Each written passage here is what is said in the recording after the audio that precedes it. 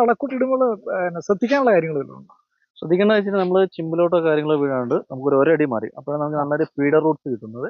അവിടെ നമ്മൾ ഇട്ട് കൊടുത്തിട്ട് അതിന്റെ മേലോട്ട് ചെറുതായിട്ട് മണ്ണ് തൂക്കി കൊടുക്കുകയാണ് ആ. വേണ്ടത്. അപ്പോഴാണ് അത് മണ്ണുമായിട്ട് ശരിക്കും നന്നായിട്ട് ഇൻകോർപ്പറേറ്റ് ചെയ്ത് ചെടിക്ക് പെട്ടെന്ന് തന്നെ കിട്ടാൻ വേണ്ടി തുടങ്ങുള്ളൂ. ചെടിയിൽ നിന്ന് ഒരടി മാറ്റി തട്ടയിൽ നിന്ന് ഒരടി മാറ്റി ഒരടി റൗണ്ടായിട്ട് മാറ്റിയിട്ട് വേണം നമ്മൾ ഇട്ടിട്ട് നമ്മൾ അതിന്റെ മേലോട്ട് മണ്ണ് തൂക്കി കൊടുക്കുക. സെറാമിൽ നമ്മൾ 1000 ചാക്കോളം ഇറക്കിയിട്ടുണ്ട്. നമ്മുടെ ഉറപ്പും നമ്മുടെ വിശ്വാസവും ഇത് തന്നെയാണ്. ഒരുപാട് സന്തോഷമുണ്ട് ഈ വീഡിയോ. ഹെഡർ സിസ്റ്റം ഇന്ത്യയിൽ ധാരാളം കേട്ടിട്ടുണ്ട്. ആനവിലാസം ഏസോണാണ്. 12 മാസം നിറവുള്ളതാണ്. 400 ഏക്കറോളമുള്ള എസ്റ്റേറ്റ് ആണ്. ഇത് സന്തോഷമുള്ളൊരു കാര്യം, ഇത് ഗൈഡ് ലൈൻ കൊടുക്കുന്ന വിഷ്ണുവാണ്. വർഷങ്ങളായിട്ട് ഗൈഡ് ലൈൻ കൊടുക്കുന്ന വിഷ്ണുവാണ് നിറവുള്ളത്. സാധാരണ കർഷകർക്ക് സംശയമുണ്ട്, ജൂൺ മാസം മഴ ശരിക്കും പെയ്തതിനു ശേഷം ജൈവവളം കൊടുക്കണോ അതോ ഈ മെയ് മാസം കൊടുക്കാവോ? അതിനൊരു മറുപടിയും കൂടി ആണ് നമ്മുടെ വീഡിയോ. ഇപ്പോൾ ജൈവവളത്തിന്റെ ഒരു മിശ്രിതം വിവിധ ജൈവവളങ്ങളുടെ കൂട്ടിട്ട് കൊടുക്കുകയാണ്. അതോടൊപ്പം തന്നെ മണ്ണും വിതറുകയാണ്. അപ്പോൾ സാധാരണ കർഷകർക്ക് വേണ്ടിയിട്ട് ഈ ജൈവവളത്തിന്റെ കൂട്ട് അതിനൊരു അനുപാതം അത് കൊടുക്കേണ്ട ഒരു രീതിയും കൂടെ നമ്മുടെ വീഡിയോ പറഞ്ഞാൽ ഒരുപാട് കർഷകർക്ക് സഹായകരമായി. പറഞ്ഞ പോലെ തന്നെ നമുക്ക് ഈ പ്രാവശ്യം മഴ നമുക്ക് നേരത്തെ തന്നെ തുടങ്ങിയിട്ടുണ്ട്. അപ്പൊ എല്ലാവരുടെയും സംശയമാണ് ഇപ്പൊ എന്ത് ചെയ്യണം എന്നുള്ളത്. അപ്പൊ നമ്മൾ ഈ തോട്ടത്തിൽ ചെയ്തെന്ന് വെച്ചിട്ടുണ്ടെങ്കിൽ മണ്ണിന്റെ pH നമ്മൾ കറക്റ്റ് ചെയ്തു ആദ്യം മഴ. കാരണം നമുക്ക് മണ്ണിൽ ചെറിയ നനവുള്ളപ്പോൾ തന്നെ നമ്മൾ ഇതേ പറഞ്ഞ പോലെ തന്നെ pH കറക്റ്റ് ചെയ്യാനുള്ള നമ്മളിവിടെ കൊടുത്തിട്ടുള്ള CMS ആണ് നമ്മളിവിടെ കൊടുത്തിട്ടുള്ളത്. അതെ. അത് നമ്മൾ ഇതേ പറഞ്ഞ പോലെ തന്നെ നമ്മളൊരു ചെടിക്ക് 100 ഗ്രാം എന്നുള്ള രീതിയിലാണ് നമ്മൾ ബ്രോഡ്കാസ്റ്റിംഗ് നമ്മൾ വാരി വിതറി കൊടുക്കുകയാണ് ചെയ്തത്. ആദ്യം നമ്മൾ മണ്ണിന്റെ pH കറക്റ്റ് ചെയ്തതിന് ശേഷം നമ്മൾ 15 ദിവസത്തിന് ശേഷമാണ് നമ്മൾ ഈ പറഞ്ഞിട്ടുള്ള ഒരു ഓർഗാനിക് കണ്ടന്റ് ആയിട്ടുള്ള മേജർലി നമ്മൾ ഫോക്കസ് ചെയ്യുന്ന ഓർഗാനിക് കണ്ടന്റ് ആയിട്ടുള്ള വളം നമ്മൾ ഒരു ചെടിക്ക് കൊടുക്കുന്നത്. അപ്പൊ നമ്മളിപ്പോ ന്യൂട്രിയന്റ് കൊടുക്കുന്നതിന്റെ ഒരു ഉപകാരം എന്താണെന്ന് വെച്ചിട്ടുണ്ടെങ്കിൽ നമുക്ക് ഇനി അങ്ങോട്ട് ഹെവി ആയിട്ടുള്ള മഴ വരും. അതേ പറഞ്ഞ പോലെ തന്നെ നമുക്ക് ഫ്ലവറിങ്ങും കൂടുതൽ, അതായത് നമുക്ക് ഏപ്രിൽ മുതലാണ് നമുക്ക് ഫ്ലവറിങ് കൂടുതലായിട്ട് കിട്ടുന്നത്. അപ്പൊ ചെടിക്ക് ഒരുപാട് എനർജി വേണ്ട സമയമാണ്. ഈ ഒരു സമയത്ത് എന്താ വെച്ചാൽ നമുക്ക് കൂടുതൽ ചിമ്പുകൾ ഉണ്ടായിട്ടുണ്ട്. ഇവർക്കൊക്കെ നമുക്ക് കരുത്തുകളും കാര്യങ്ങളും എല്ലാം കൂടുതൽ വരണം. അപ്പൊ ന്യൂട്രിയന്റ് നമുക്ക് ഒരു ജൂൺ ജൂലൈ ഹെവി മഴയുള്ള സമയത്ത് നമുക്ക് കൊടുക്കാൻ വേണ്ടി പറ്റില്ല. കാരണം ആ സമയത്ത് നമ്മൾ ന്യൂട്രിയന്റ് അല്ലെങ്കിൽ രാസവളങ്ങൾ പോയിട്ടുണ്ടെങ്കിൽ ചെടിക്ക് അഴുകൽ പ്രശ്നങ്ങൾ കൂടുതലായിട്ടാണ് ഉണ്ടാവും. നമ്മൾ ജൈവവളം കൊടുക്കുന്നതിന്റെ ഒരു ഉപകാരം എന്താണെന്ന് വെച്ചിട്ടുണ്ടെങ്കിൽ നമുക്ക് മണ്ണിന്റെ ഘടന, അതേപോലെ തന്നെ നമുക്ക് pH നിലനിർത്താൻ, അതേ പറഞ്ഞ പോലെ തന്നെ നമുക്ക് കണ്ടിന്യൂസ് ആയിട്ട് ചെടിക്ക് വേണ്ട എല്ലാ ന്യൂട്രിയന്റും നമ്മൾ രാസവളമോ കാര്യങ്ങളോ കൊടുക്കുമ്പോൾ എന്താ സംഭവിക്കുന്നത് വെച്ചിട്ടുണ്ടെങ്കിൽ വേണ്ട മേജർ ന്യൂട്രിയന്റ് കിട്ടും, ചിലപ്പോൾ NPK കിട്ടും, പക്ഷെ കൂടുതൽ വേണ്ട മൈക്രോ ന്യൂട്രിയൻസോ കാര്യങ്ങളോ ഒന്നും തന്നെ കിട്ടില്ല.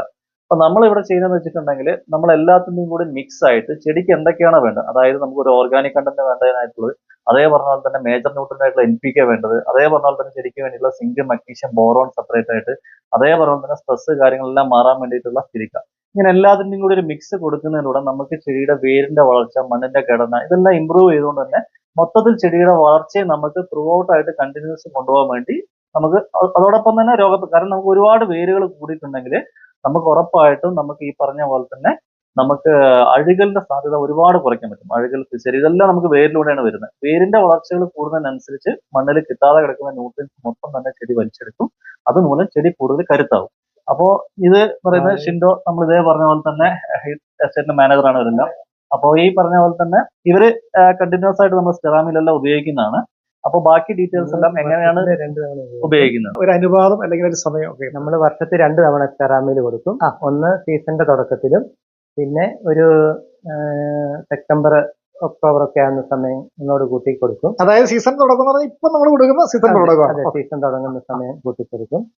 ഇപ്പോൾ സ്റ്റെറാമില് 1.5 കിലോ 2 കിലോയ്ക്ക് അടുത്ത് നമ്മൾ കൊടുക്കും. അതിന്റെ കൂട്ടത്തില് സിങ്ക് ഒരു 50 ഗ്രാം, മഗ്നീഷ്യം 100 ഗ്രാം, പിന്നെ സിലിക്ക 100 ഗ്രാം, അങ്ങനെ ഉള്ള മൈക്രോ 50 ഗ്രാം, ബോറോൺ 50 ഗ്രാം, പിന്നെ 1026 എന്ന് പറയുന്ന വളം ഒരു 200 ഗ്രാം, പിന്നെ സിലിക്ക ഒരു 100 ഗ്രാം, ഇതെല്ലാം കൂടി കൂട്ടി മിക്സ് ചെയ്ത് ഒരു ചെടിക്ക് ഒരു 2.5 കിലോ 3 കിലോ അടുത്ത് വരും. ഇത് നമ്മൾ ആദ്യം അപ്ലൈ ചെയ്യും. എന്നിട്ട് അതിന്റെ ശേഷം ചെറിയ രീതിയിൽ മണ്ണിട്ട് കൊടുക്കും. ചെറിയ രീതിയിൽ മണ്ണ് അതിന്റെ മുകളിൽ തൂളി കൊടുക്കും. മേജറായിട്ട് ചേർക്കുന്ന സ്റ്റെറാമിലാണ്. സ്റ്റെറാമിൽ നമ്മൾ ഈ പറഞ്ഞ പോലെ തന്നെ മേജറായിട്ട് നമുക്ക് ഓർഗാനിക് കണ്ടന്റിന് വേണ്ടിയിട്ട്, കാരണം ഇതിൽ തന്നെ ഓർഗാനിക് പൊട്ടാഷ് ഉണ്ട്, നമുക്ക് ബോൺ മീല്, അതേ പറഞ്ഞ പോലെ തന്നെ നീം കേക്ക്, ഇങ്ങനെ എല്ലാത്തിന്റെയും കൂടി ഒരു മിക്സ് ആയിട്ടാണ് നമുക്ക് സ്റ്റെറാമിൽ വരുന്നത്. അപ്പൊ ഈ പറഞ്ഞ ഒരു ബാഗിന് ഒരു 1650 രൂപ. ആദ്യം നമ്മൾ സ്റ്റെറാമിൽ നമ്മൾ 1.5 കിലോ ആണ് നമ്മൾ മിക്സ് ചെയ്യുന്നത്. അപ്പൊ അതിന്റെ ഒരു ഉപകാരം എന്താണെന്ന് വെച്ചിട്ടുണ്ടെങ്കിൽ നമുക്ക് ഇതേപോലെ ബോൺ മീൽ, നമുക്ക് ഇതേപോലെ നീം കേക്ക്, ഇങ്ങനെ ഓരോന്നും നമ്മൾ സെപ്പറേറ്റ് വാങ്ങേണ്ട ആവശ്യമില്ല. കാരണം ഇതിൽ തന്നെ എല്ലാം അങ്ങനെ ഒന്നും നമ്മൾ സെപ്പറേറ്റ് മേടിക്കണ്ട. ഇതിൽ തന്നെ ഇതേപോലെ കൂടാതെ ഓർഗാനിക് പൊട്ടാഷിന്റെ കണ്ടന്റും നമുക്ക് ഇതിൽ തന്നെ വരുന്നുണ്ട്. ഓക്കെ. അപ്പൊ ഇത് നമുക്ക് മണ്ണിന്റെ ഓർഗാനിക് കണ്ടന്റ് നന്നായിട്ട് തന്നെ കൂട്ടി കൊടുക്കും. ഒപ്പം എല്ലാ ന്യൂട്രിയന്റും ചെടിക്ക് കൊടുക്കുന്നുണ്ട്. പിന്നെ നമ്മൾ കൊടുക്കുന്നത് ടോപ്പ് കോഡ് സിലിക്കയാണ്. അപ്പൊ അതിന്റെ ഒരു അഡ്വാൻസ് എന്താണെന്ന് വെച്ചിട്ടുണ്ടെങ്കിൽ നമുക്ക് ഇതേ പറഞ്ഞ പോലെ തന്നെ കായുടെ സെറ്റിങ്സ് നന്നായിട്ട് തന്നെ നമുക്ക് കൂട്ടാൻ വേണ്ടി പറ്റും. അതേപോലെ തന്നെ രോഗപ്രതിരോധ ശേഷി ഒരു ബയോസ്റ്റിമുലന്റ് ആയിട്ട് തന്നെ ചെടിയിൽ പ്രവർത്തിക്കും. നമുക്ക് സ്ട്രെസ് കാര്യങ്ങൾ, ഇനി മഴ അങ്ങോട്ട് കൂടുമ്പോൾ സ്ട്രെസ് കാര്യങ്ങളൊക്കെ കുറയ്ക്കാൻ വേണ്ടിയിട്ടും അതേ പറഞ്ഞ പോലെ തന്നെ കൂടുതൽ ന്യൂട്രിയന്റ് അപ്ടേക്ക് ചെയ്യാൻ വേണ്ടിയിട്ടും സിലിക്ക നമുക്ക് ഹെൽപ്പ് ചെയ്യും. സിലിക്ക അനുപാതം എത്രയാ ഒരു ചെടിക്ക്? നമുക്ക് 100 gram ആണ് ചേർക്കുന്നത്. 1.5 കിലോ സ്റ്റെറാമിൽ 100 gram സിലിക്ക. പിന്നെ നമ്മൾ ഉപയോഗിക്കുന്ന മഗ്നീഷ്യം ആണ്. മഗ്നീഷ്യം നമ്മൾ ഇതേ പറഞ്ഞാൽ 100 gram മഗ്നീഷ്യം കൊടുക്കുമ്പോഴത്തേക്കും ക്ലോറോഫില്ലിന്റെ കണ്ടന്റ് നന്നായിട്ട് കൂടും. അപ്പൊ നമുക്ക് പ്രകാശ സംശ്ലേഷണം നന്നായിട്ട് കൂടിയിട്ട് കാസെറ്റിങ്സ് അതിന് നന്നായിട്ട് തന്നെ ഹെൽപ്പ് ചെയ്യും. അതായത് ചെടിയുടെ ഹരിതകം നന്നായിട്ട് തന്നെ വർദ്ധിപ്പിച്ചു കൊടുക്കും. പിന്നെ നമ്മൾ മേജർ ന്യൂട്രന്റ് ആയിട്ടുള്ള 16 അല്ലെങ്കിൽ 10-26 നമുക്ക് ഇതേ പറഞ്ഞാൽ തന്നെ ഒരു 100 gram നമ്മൾ ജസ്റ്റ് ചേർത്ത് കൊടുക്കാവുന്നതാണ്. അതിന്റെ കൂടെ തന്നെ നമ്മൾ ഇതേ പറഞ്ഞ തന്നെ ബോറോണും അതേ പറഞ്ഞ സിങ്കും. നമുക്ക് ബോറോൺ അറിയാം കൂടുതൽ ഫ്ലവറിങ്ങിന് വേണ്ടിയിട്ട് നമുക്ക് ഹെൽപ്പ് ചെയ്യും. ബോറോൺ ഒരു 50 gram, അതേ പറഞ്ഞ സിങ്ക് നമുക്ക് മഞ്ഞപ്പിഞ്ച് കാര്യങ്ങളൊക്കെ ഒഴിവാക്കാൻ വേണ്ടിയിട്ടാണ് ഹെൽപ്പിന്. അതൊരു 50 gram മിക്സ് ചെയ്യുക. പിന്നെ നമ്മൾ ഓൾറെഡി ഈ തോട്ടത്തിൽ വാം ഉപയോഗിച്ചുകൊണ്ടാണ് വാം ഉപയോഗിക്കാത്ത, അല്ലെങ്കിൽ നമ്മൾ അതിന്റെ കൂട്ടത്തിൽ വാമും കൂടി ചേർത്ത് മിക്സ് ചെയ്ത് ഇട്ട് കൊടുക്കുകയാണെങ്കിൽ അനുപാതം എത്ര വേണ്ടത്? വാമ് നമുക്ക് പല ഇതിലാണ് കിട്ടുക. അപ്പോൾ ഏറ്റവും കൂടുതൽ നമുക്ക് പെർസെന്റേജ് കൂടിയ വാമ് ടെക്കോൺ ആണ് വരുന്നത്. അത് നമുക്ക് ഇതേ പറഞ്ഞ പോലെ തന്നെ ഒരു 20-25 gram മതി. നമുക്ക് ചെറിയ ഇത് മതി. ഏറ്റവും പെർസെന്റേജ് കൂടിയ വാമിന്റെ കണ്ടന്റ് വരുന്ന ടെക്കോൺ എന്ന് പറഞ്ഞ ബ്രാൻഡാണ്. അപ്പൊ അത് നമുക്ക് അങ്ങനെ ഉപയോഗിക്കാം. എത്ര വർഷമായിട്ട് നമ്മൾ ഇത് ഫോളോ ചെയ്യുന്നു? അപ്പൊ അതിന്റെ മാറ്റങ്ങൾ, പ്രത്യക്ഷത്തിലുള്ള മാറ്റങ്ങൾ എന്തൊക്കെയാണ്?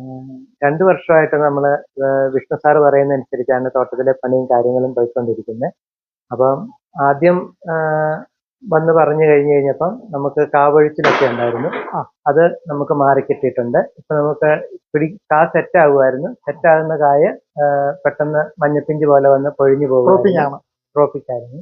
അന്നേരം അതിനിപ്പം ഈ ബോറോണും സിങ്കും മഗ്നീഷ്യവും ഇതെല്ലാം കൂടി കൂട്ടി സെറാമിലും ഇതെല്ലാം കൂടി കൂട്ടി കൊടുക്കുന്നതിൻ്റെ അകത്ത് കാവൊഴിച്ചിലിനും വ്യത്യാസമുണ്ട്.